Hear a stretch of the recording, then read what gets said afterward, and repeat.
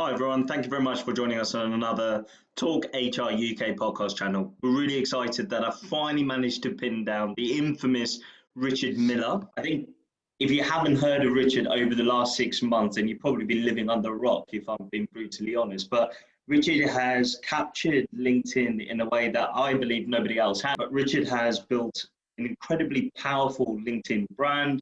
He's created a community that shares, responds, communicates, and hopefully today we can try and share a little bit of extra insights into, I guess, why he did what he did, how he's got to where he is, and then we're going to talk about the market. You know, the market is tough, it's tough for all of us, so hopefully we can, rationalize, simplify, and plan ahead from there. That's all right. So, Richard, thank you very much for joining us again. No problem. Thanks for inviting me. No worries at all. So, look, I think I've watched your sort of progress on LinkedIn over the last 6 months, and it's an incredible story. Did you ever think you'd kind of get to this sort of brand empowerment at this point? Was it a conscious decision when you started all way back in the beginning? No, I started the vacancy spreadsheet, which I've become fairly famous for, more as a hobby, just to help some people. I'm part of a internal recruitment and talent acquisition community called DBR, which is on the Slack platform. And I started sharing the spreadsheet in that platform. And then a lot more people started asking me questions about where they could get leads for jobs. And my inbox was getting pretty full. So I decided to put my spreadsheet publicly on LinkedIn. And then it's kind of grown from there really over the past 6 or 7 months. For me personally, it's helped me out on LinkedIn. I've added over 9,000 new connections through that. So yeah, it's just, I didn't mean for it to go this big, but yeah, a lot of people are using it as a resource to find new opportunities. I guess when you first began, because of course, like yourself as a job seeker, you're sitting there thinking, right, where do I begin on LinkedIn? I need a job opportunity. I'm going to do my networking with recruiters and agencies, but I'm also going to have to do some really proactive stuff on LinkedIn. So I guess some of those leads and some of those opportunities were started with yourself and just did a spiral out of control to a certain degree. And like you say, that group just sort of. Yeah. Like I said, it was only meant to help out a few people, and I put it on a networking site for TA and internal recruitment professionals. And then, just growing from there, really. A lot of people were coming to me for advice, asking me how I find all my job leads, could I help them? And the only way I could make it fair to everyone was if I obviously keep the spreadsheet up to date every day, which I do, but also put it on my LinkedIn profile, and then people can access it, anywhere in the world really. But the jobs that I mainly look for are obviously internal recruitment and TA, all within the UK. No, absolutely. And actually, I think a lot of people might underestimate just how much admin there is to what you're doing. I mean, how long do you spend on LinkedIn per day, including your own search within that? So when I first started, I was on LinkedIn quite a lot, but more recently, I've tried to focus that on maybe doing it 1 or 2 hours a day. So I maybe do a search first thing in the morning and update a spreadsheet then, and then I'll do it again in the evening at sort of 7 o'clock at night. So, when I first started, it was not very organized, but then over time I've had to, cut down the amount of time, because obviously I'm looking for a job myself. So I need to focus my efforts on that during the day. Yeah, no, absolutely. Shall we touch on that a little bit? How are you finding the market? What's your sort of impression of where we are with things? And also just from a candidate experience, what's your thoughts? What could we all do better?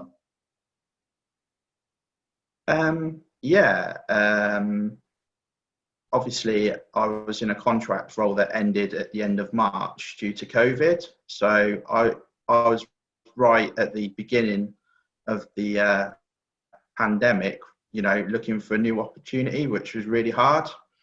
I think sort of June time, I started to see an increase in new opportunities available, and that sort of steady going June, July, August. I think from my own perspective, I've seen actual decrease in number of opportunities available through September and October. And I think my spreadsheet reflects that, because I know from keeping that up to date, I had much more opportunities on there in, July and August compared to September and October. So yeah, it's been really tough going. Obviously, being unemployed and looking for opportunities in a pandemic is hard going anyway. What I've also found is I keep a separate spreadsheet where I log every job and company and everything, that I apply for. Mm-hmm. And I found from the data that I've got, out of all the job opportunities I've applied for, 42% of people haven't replied to me in any form. So that could be email, phone call, text message, whatever. I've not had any of that in response to my applications. So for me personally, that's obviously demoralizing when you don't have any sort of feedback. And if people are watching this and follow me on LinkedIn, they'll know that I regularly talk about candidate experience. So all the companies I've previously worked for promote that they want to hire the best, they want to promote a good candidate experience. But from what I've experienced in my own job searching so far, I think there's a lot of ways companies can improve their candidate experience. Look, I'm with you. I think we've, even from our own perspective as a recruitment agency, we do sympathise some of the challenges that we face, both from a job seeker perspective, but also from clients, from the volume of applications. And sometimes it's really difficult to articulate why somebody may not be successful, because there's no reason why they couldn't do the job. They've got the skill set or they've got the transferables, but it could be the smallest detail that sometimes I cringe if I said to somebody, "Oh, I'm sorry, it's not quite right, and I can't quite articulate it, but I know what the client's briefing is." And it might be just the smallest of margins. It doesn't mean it's fair, it doesn't mean it's right, but that's where I think a lot of people do need to just take a step back and think about the empathy part. How does it feel for a job application, for a job seeker, somebody that's spending a lot of time writing cover sheets and maybe tweaking their CV? And you can also tell the ones that are just speculatively applying and it clearly won't work. Well, I don't think, for my opinion, that part of the audience is the audience that are what's the right way of phrasing? I don't think that part of the audience is really where we need to prioritize it. I think it's those that are actually pretty close to the mark, but we need to just articulate, give some story, and there might be a rhyme to reason why actually they could be better suited. So it's a tough one. I think that candidate experience, that hopefully, if anything changes in the next 12 months, as we hopefully come out of this pandemic, is that piece, that important communication. Because I think it all boils down to communication. That seems to be what everybody says. Yeah, I made a comment on my LinkedIn page. I think it might have been earlier this week or last week about candidate experience, and a lot of the frustrations I've had in my own search. People have also experienced that. Made comments on my LinkedIn. But yeah, I think it's important that companies remember that a candidate experience doesn't start at the end of a process. Yeah. It starts right at the beginning, from a job application process all the way through. And that's their opportunity, if they want to hire the best people, to make the right impression. And if you don't even get a basic response to a job application, that's not a good way to start a process. What's your thoughts if, I guess, more organisations had CRMs that made that part of the process, at the very least, an automated process? So you have some acknowledgement. It might not be specific to your application, but do you feel as though that's just a shortcut, or do you think it's a start?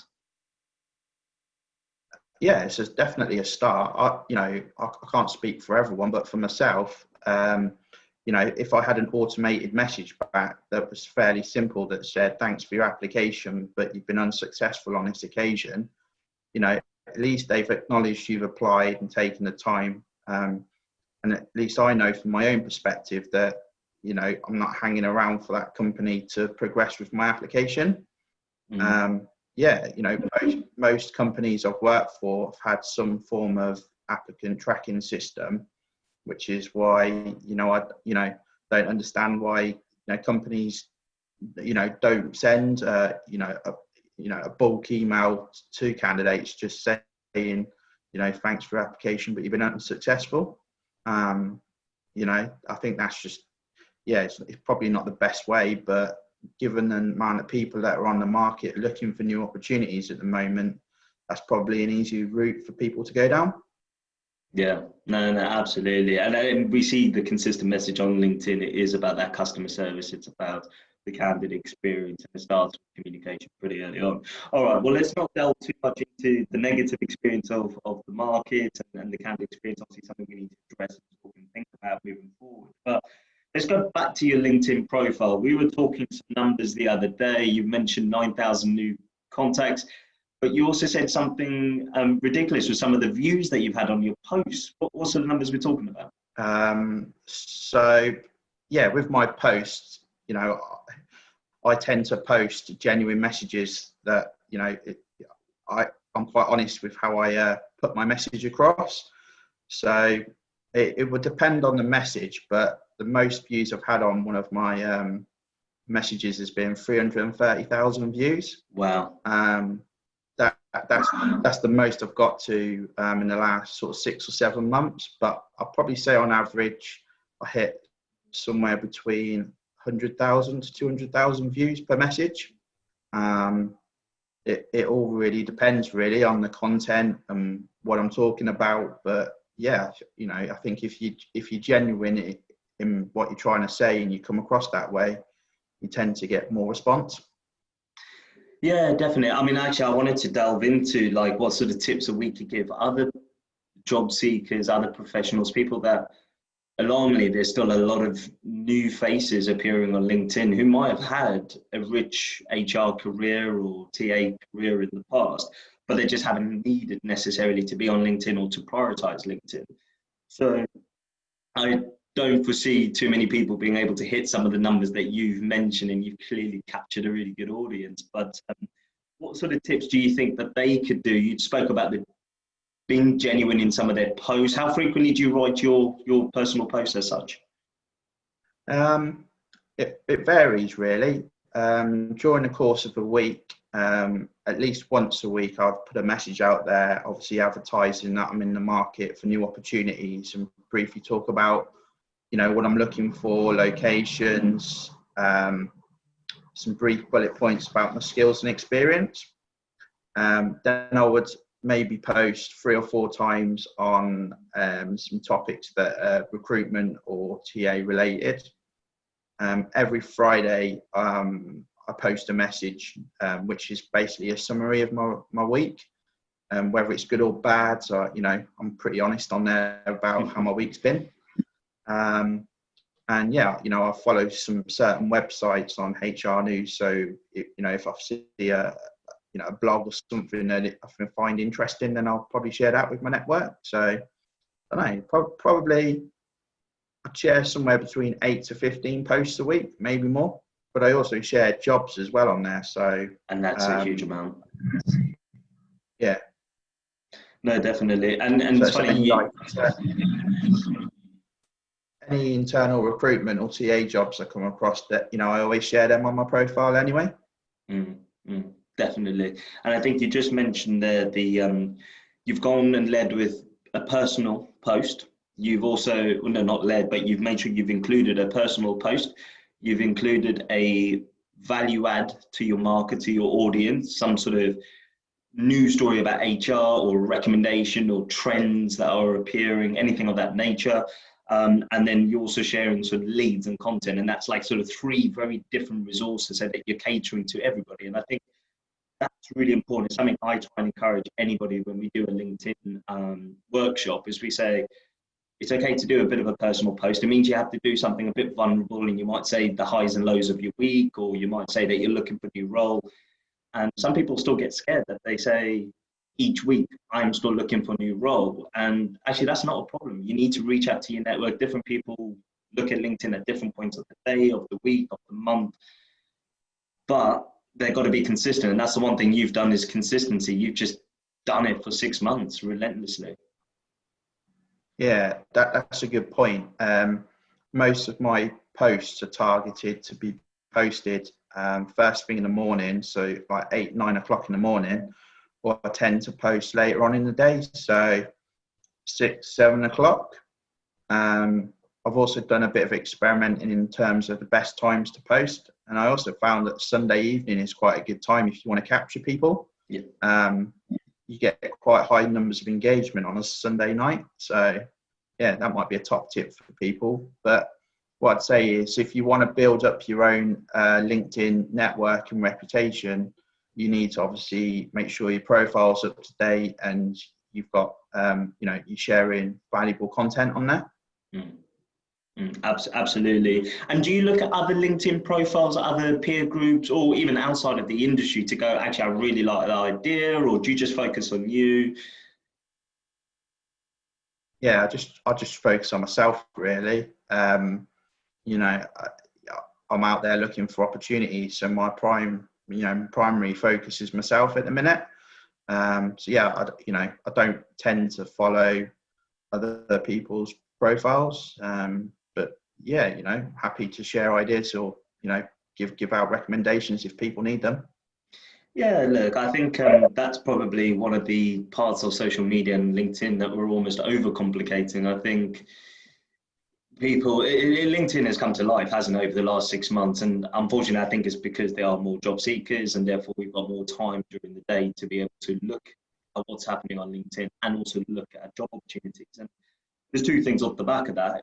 It's been really exciting because you see these genuine communities within LinkedIn and people engaging, and I don't know, I just feel it's so much more conducive. It doesn't feel like this secret club of professionals where people don't want to talk to each other.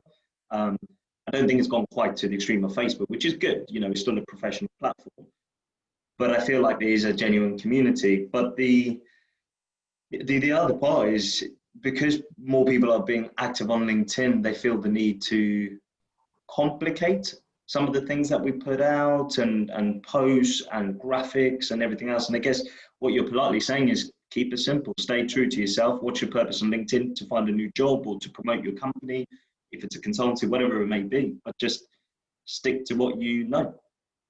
Yeah, that's really what I do. Most of my posts are talent acquisition, internal recruitment orientated, and that's what I've spent the last 6 or 7 months doing, and that's been fairly successful for me. So yeah, I'm probably not likely to change that for the foreseeable.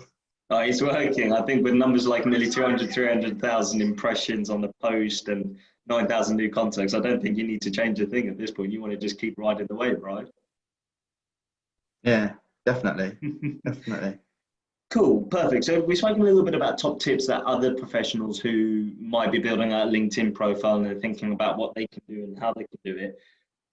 For all of us, we're dying to know whenever that opportunity is for you, that you find something. And I really, really hope that one of our listeners here will reach out to you and think, this is the sort of guy that I need to have as part of our business, from an employee branding perspective, from the community, your resilience, your sheer determination, and just your sort of empathy to want to support everybody else around you. It's been admirable, to say the least. And I'm not saying that just because you're on a guest speaker for us. It's genuine. I think we can all see it, and that's probably why your following is so high.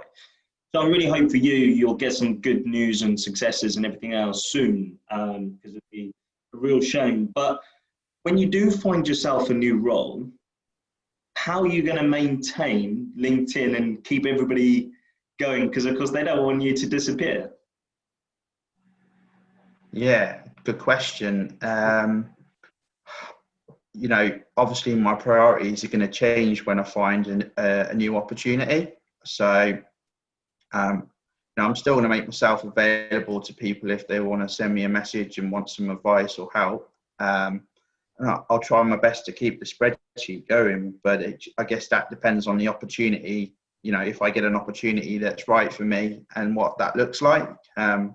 obviously I need to prioritize finding a job and getting back into work. So, that's my main priority right now. But, so far I've helped over 70 people in the last 6 to 7 months find new opportunities, and they're all doing well. So, that's a high number of people that I've helped. And, if I can help more people, then I will. But, my first priority is obviously I need to find my own opportunity first.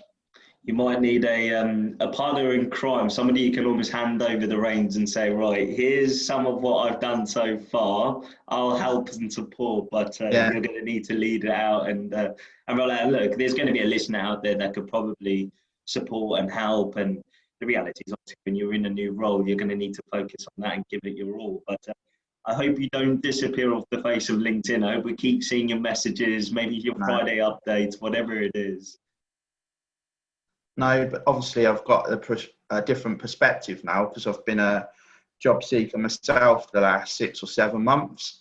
So when I do go into a new opportunity, I'm going to take everything that I've learned over the past 6 or 7 months and make sure I don't, replicate any bad practices I've come across so far.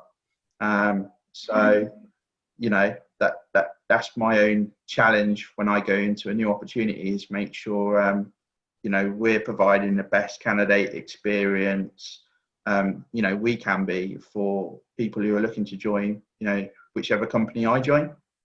And I believe that. I wholeheartedly believe that. I think wherever you join, you will be able to go into a business, think about everything you've been through, and apply measurable changes and differences to your audience. So I think, again, it goes back to what I said earlier, whoever you join next, they will have a real asset on their team and within their business. So look, good luck to your next venture. We'll certainly keep in touch. But in the meantime, if anybody is listening to this podcast and wants to reach out to you, you're happy for them to do so. If they have questions about how to build out a LinkedIn profile, if they just want to connect with you to tap into a bit of your reach, is that all right?